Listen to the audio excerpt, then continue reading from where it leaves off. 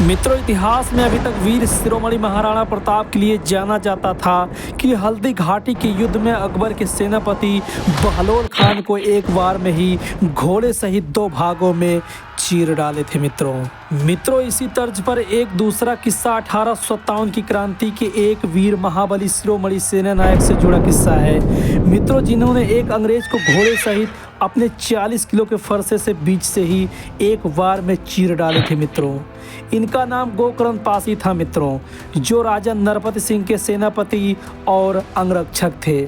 मित्रों, इसकी पुष्टि एक ठाकुर लेखक धर्मेंद्र सिंह सोमवंशी की पुस्तक हरदोई का स्वतंत्रता संग्राम और सेनानी से होती है। मित्रों, गुमनाम इस महाबली की गाथा को सुनने के लिए वीडियो में अंत तक बने रहिएगा।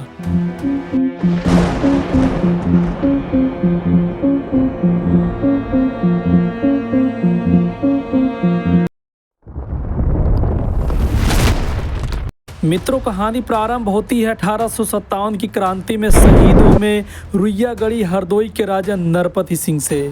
मित्रों, नरपत सिंह वीरों में वीर और वीरों के सम्मान और हौसला बढ़ाने वाले राजा थे। मित्रों, उनकी सेना में वही भर्ती हो सकता था जो शेर भर या इससे अधिक भोजन सामग्री पचा सकता था। मित्रों, आपको बता दें, शेर का मतलब उस समय की माप थी जो लगभग 1 किलो के बराबर मानी जाती थी। मित्रों, इनकी सेना में वही भर्ती हो सकता था जो एक शेर आटा खा ले। मित्रों, यह वही कर सकता था जो मजबूत और बलिष्ठ काया वाला हो और साथ ही युद्ध कला में भी निपुण हो। यह राजा नरपत सिंह की शर्त थी। मित्रों, उन्हीं महाबलियों में एक नाम था गोकर्ण पासी का, जो हथियार चलाने में निपुण और साथ ही तीरंदाजी में तथा लाठी भांजने में भी बेहद कुशल था। मित्रों, गोकर्ण पासी बेहद गठीला नौजवान था। उसकी दिलेरी और बल के किस्सों से पूरा क्षेत्र परिचित था। खेतों में ढीठ बैलों को काबू करना उसके इलाके में गोकर्ण पासी का नाम गूंजता था। मित्रों, आपको जानकर हैरानी होगी कि उसकी लंबाई 6 फीट 2 इंच से भी ज्यादा थी। जितना विकराल उसका शरीर था उतना ही अधिक भोजन भी करता था। कुश्ती लड़ना, पहलवानी करना उसका शौक था। मित्रों, उसकी सबसे बड़ी विशेषता थी जो सभी वीरों से उसे एक अलग पहचान मिलती थी, उसका 40 किलो का फरसा, जिसे गोकर्ण पासी हमेशा साथ लेकर चलते थे। मित्रों, रणभूमि में गोकर्ण का फरसा ही देखकर शत्रुओं का कलेजा हिल जाता था। मित्रों, एक दिन इलाके में राजा नरपत सिंह का ऐलान जारी हुआ कि जो भी राजा की सेना में भर्ती होना चाहता है वह स्वेच्छा से भर्ती हो सकता है, और साथ में यह शर्त भी रखी जाती है कि सेना में वही भर्ती हो सकता है जो एक शेर भर से अधिक आटा फाँक ले, अर्थात एक शेर सूखा आटा खा ले। अब बात खाने की हो, यह गोकर्ण से भला कैसे रहा जाता। मित्रों, गोकर्ण को हमेशा से ही अपनी क्षमता और ताकत को दिखाने में हमेशा धुन सी सवार रहती थी। मित्रों, भर्ती वाले दिन गोकर्ण भी उम्मीदवारों की लाइन में लग गए। मित्रों, आधे से ज़्यादा उम्मीदवार तो बाहर हो गए क्योंकि कमज़ोर सिपाहियों की नरपत सिंह की सेना में कोई जगह नहीं थी। मित्रों, तभी गोकर्ण की बारी आई। मित्रों, गोकर्ण को एक शेर आटा दिया गया। मित्रों, कई लोग वहां पर उपस्थित उसकी बलिष्ठ काया और गठीले बदन से प्रभावित थे, तो कई उसकी मजा ले रहे थे कि यह एक शेर आटा नहीं खा पाएगा और बाहर हो जाएगा। लेकिन गोकर्ण पासी ने एक शेर आटा कब चट लिया किसी को नहीं पता चला। मित्रों, बात यहीं पर नहीं रुकी। गोकर्ण ने एक शेर आटे की मांग और की। मित्रों, यह दृश्य देखकर वहां उपस्थित सभी आश्चर्यचकित हो गए और नरपत सिंह गोकर्ण से बहुत प्रभावित हुए। मित्रों, फिर गोकर्ण की क्षमता का आकलन किया गया। मित्रों, उनकी तीरंदाजी, कुश्ती, पहलवानी में निपुणता को देखकर उन्हें तत्काल सेना में भर्ती कर लिया गया और वह बहुत जल्द राजा के करीबी बन गए और बाद में राजा नरपत सिंह के अंगरक्षक बन गए।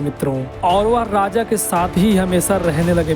मित्रों, फिर आया 1857 की क्रांति का दौर। 1857 की क्रांति अचानक धधक उठी। पूरा अवध आज़ादी की जलती चिता में कूद पड़ा। मित्रों, अवध के सारे पासी भारत माता की आज़ादी के विद्रोह की ज्वाला में कूद पड़े।